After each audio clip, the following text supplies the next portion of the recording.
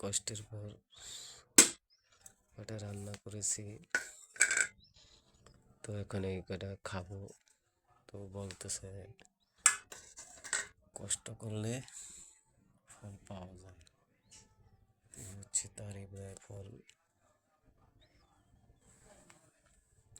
এই হচ্ছে তারই ফল ভাই। তো আল্লাহর রহমত, অনেকক্ষণ কষ্ট করার পর আল্লাহ কাটা ফল হিসেবে ভাত খাচ্ছি।